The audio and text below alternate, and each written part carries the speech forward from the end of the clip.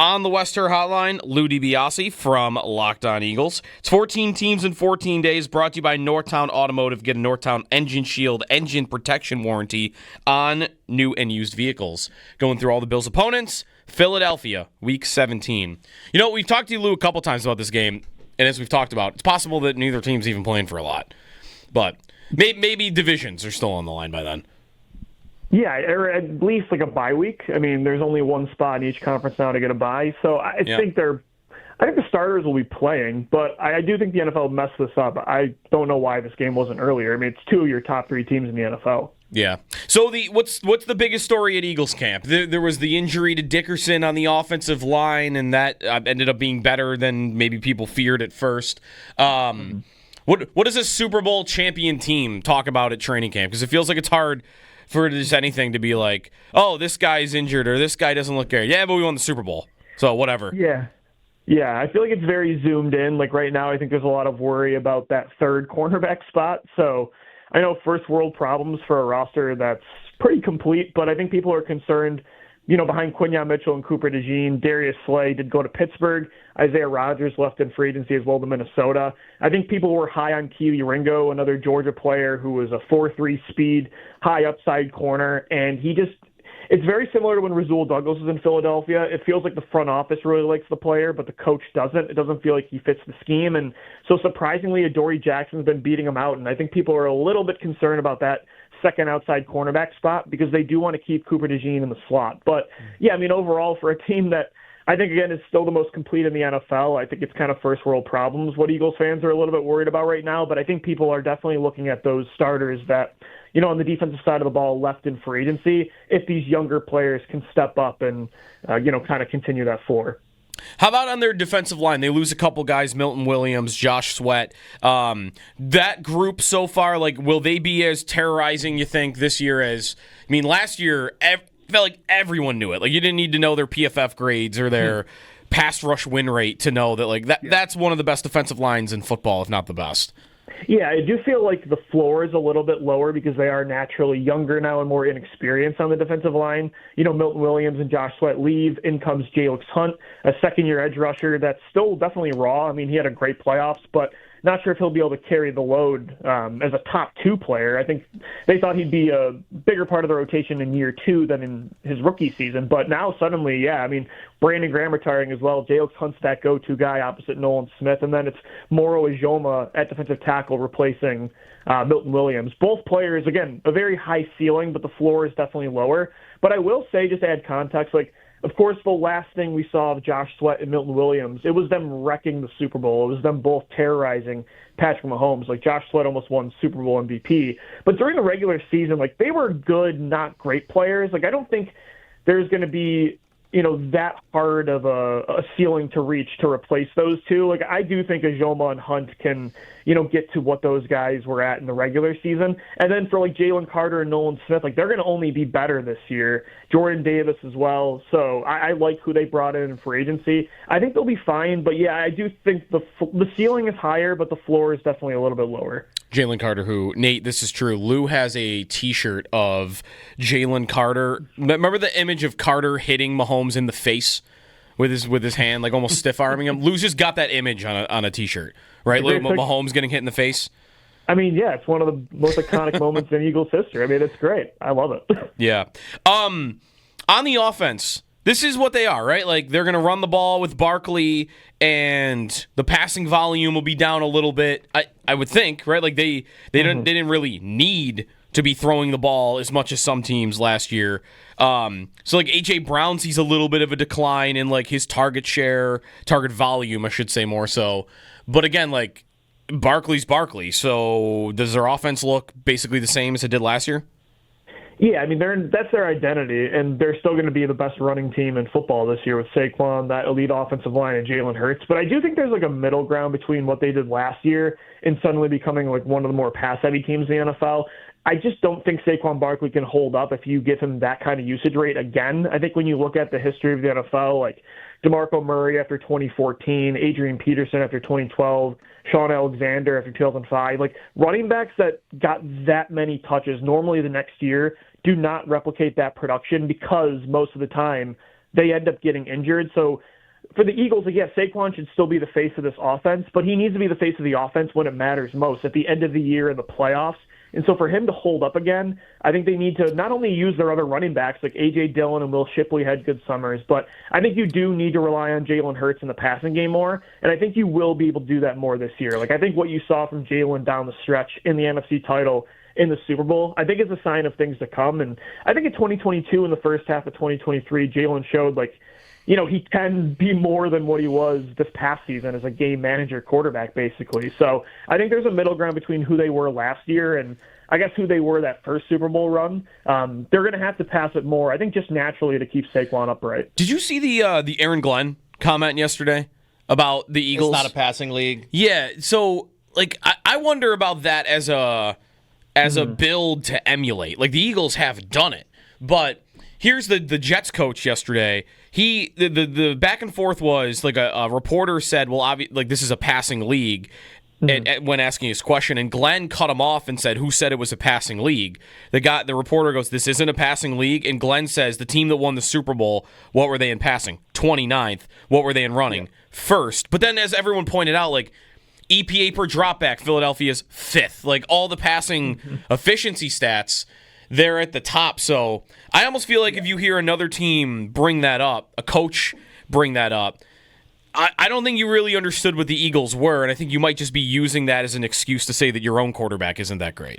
Yeah, when you watch the Super Bowl, I mean, the Chiefs took out Saquon Barkley. Jalen Hurts had to throw to win that championship. So, I mean, I still think the NFL is a passing league, but when you do look at the numbers, like, teams are playing cover 2 at, like, an all-time high, or at least compared to the last, decade and a half. So I think teams naturally will have to commit more to the run to get teams to, switch things up on the defensive side of the football, because everybody is trying to stop the deep ball. So, most defenses are running these, too high shells. So he kind of has a point. I think not just the Eagles, but like the Bills. I mean, the Bills kind of ran their way. Not that Josh Allen wasn't the MVP, but like they really committed to the run game as well throughout the majority of the regular season. James Cook had a career year. So I think, you look at the teams in the Final Four this year of the NFL playoffs, like, yeah, a lot of them were committed to running the football. Or the Chiefs, like, I mean, it wasn't running, but they throw behind the line of scrimmage more than any team in the NFL. So I think like that is how you get the defense to come down more. But no, I don't think this will suddenly, the league's going to go to, 1990s football where everybody's running it more than passing. But I think there is, again, kind of a middle ground you got to come to, because defenses definitely have adjusted.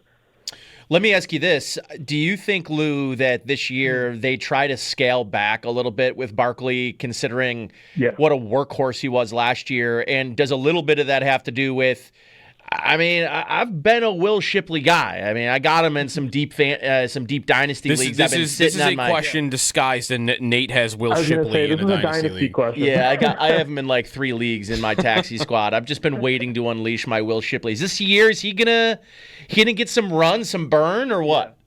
No, I actually really like what I've seen from Will Shipley in the summer. Like the first 2 preseason games, he's looked a lot better than last year. I think he's going to catch a lot of passes. I think they want to emphasize throwing to the running back more. Jalen, I think, is going to get the ball out a lot faster this year. Kind of learned that in the second half of 2024. So I like Shipley. I actually think that, from a touch perspective, he's the guy to own over A.J. Dillon behind Saquon Barkley in that backfield. But both have looked good this summer. Yeah, I think, again, like, as I was saying, they're going to have to pass more to keep Saquon healthy, but they should also rely more on the running backs they have. I think this is a much more talented backfield behind Saquon than they've had. Like last year, it was all Kenneth Gainwell, and I wasn't always the biggest Gainwell guy. I definitely think Shipley's an upgrade, and he's going to return the ball as well. So I don't know if your league gets return yardage points, but he'll be a go-to there as well in the kickoff return game. So, yeah, I'm drinking the Shipley Kool-Aid as well. He catches the ball so naturally. I think he can be like your very poor man's version of what they used to have with Sproles. Let me ask you this, too. The swap for John Mechie, is that a Jahan Dotson, like he's on watch for maybe not being the third receiver, or is it just strictly back of the roster, kind of filling depth stuff? No, I think it's more of a depth move. Dotson's had a really good summer. I'm very high on Dotson. Like, he made a couple big plays in that Super Bowl, and he's had a strong summer. So I think it was more when you look behind that top 3, They had Johnny Wilson, an undrafted rookie, Darius Cooper's had a strong camp, and then like Anais Smith. So they were like one injury away from really being in trouble at wide receiver. And we all know Dallas Goedert just does not stay healthy every single year, and they're pretty thin at tight end behind him too. So like they just needed more pass catchers, more complete players. Like Johnny Wilson's a 6'6" towering guy that has like a niche role, but if like A.J. Brown or Devontae Smith got hurt long term, Johnny Wilson's not a player you want on the field every single play, maybe in the red zone and in like short yardage situations, but Mechie's a more complete route runner, a more complete player than who they had. So I think, and Dotson isn't a rookie final season of his contract. So they did not pick up his 5th-year option. I think it has less to do with Dotson this year, but yeah, for the future and for depth, I think that was more of the focus getting Mechie. Week 1, Eagles and Cowboys 2 weeks away. -6.5 for Philadelphia. Is that enough? Think that number should be higher? That seems fair. Week 1's always weird, especially that first preseason game, or first regular season game, excuse me.